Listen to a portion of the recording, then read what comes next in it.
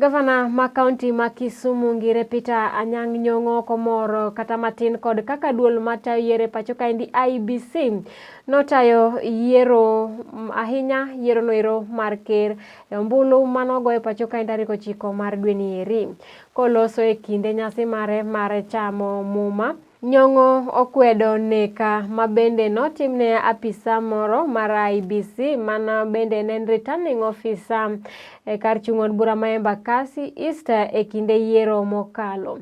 Jatelo noero bende omedo jiwo oganda jo Kisumu County omedo keto kwe kapod girito Kaka noero mar Supreme biro ng'ado bura ma omake nyimgi gi riwruok siasa mar Azimio la Umoja mabende kwedo duoko mag ombuch ker. Nyong'o owacho ni poni ji biro dok e yiero kata yiero moro amora biro time pacho kaendi to commissioners mag Iebc man nitiere gi sani eri ok onego bi chiwnegi thuolo mar tayo yiero kendo. Olero ni obiro timo ne oganda jo Kisumu dongruoge duto mabende pok otieko timo kod mamoko manyien ma ochano timo e tamne mar 2 ma obiro bede gavana kaunti ma Kisumu.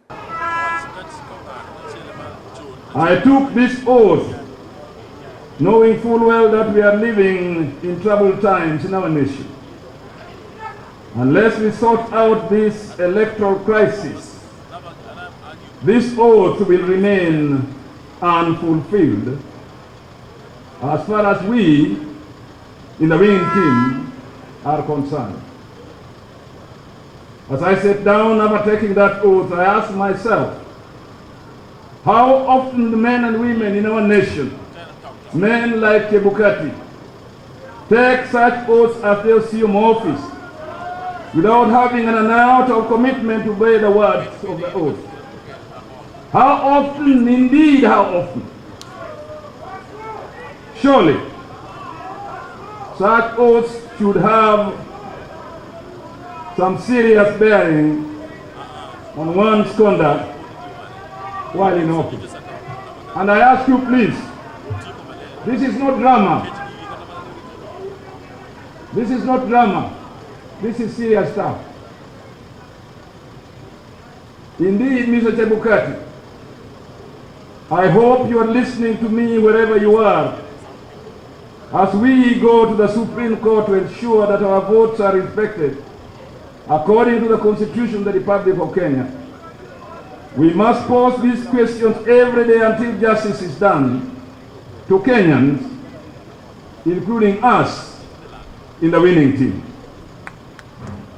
I remember at such a time 5 years ago, our election had just been stolen. Our victory was stolen.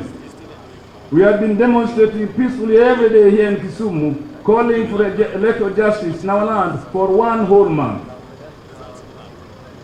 The accused was a somebody. The so-called Independent Electoral and Boundaries Commission.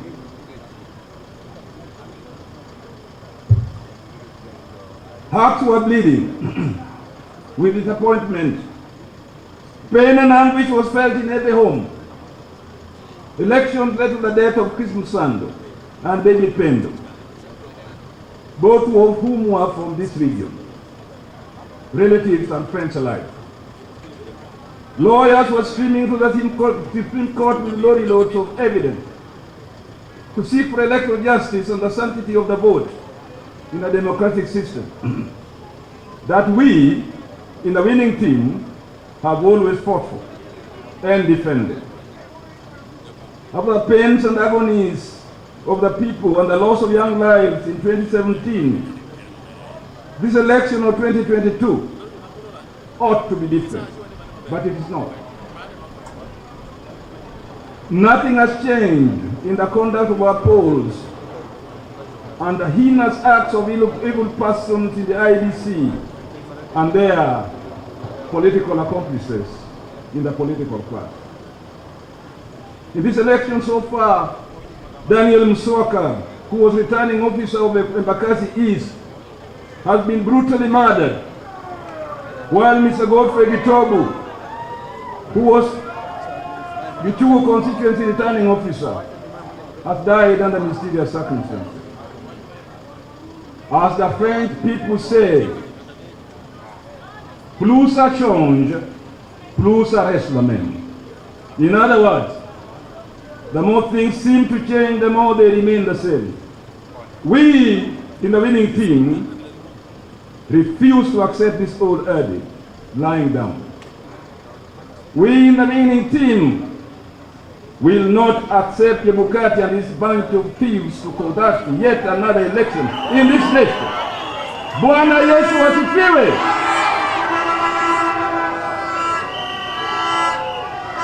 Our presidential candidate, tafadhali, wacha vuvuzela.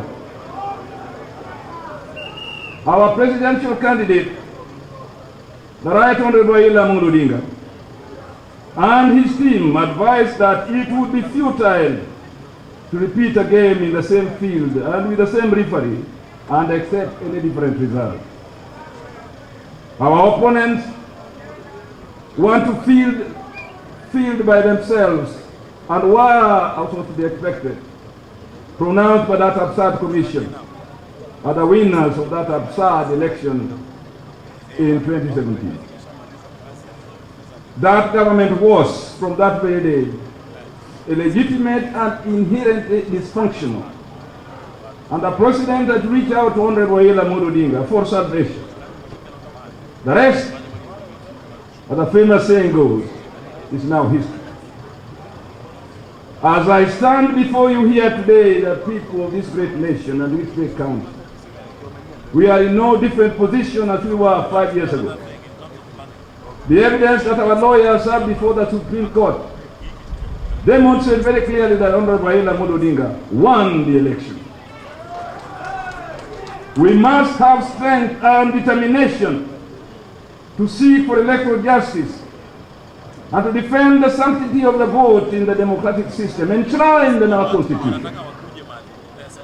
This is our right. This is our calling. This is our duty. Every one of us in the winning team will champion.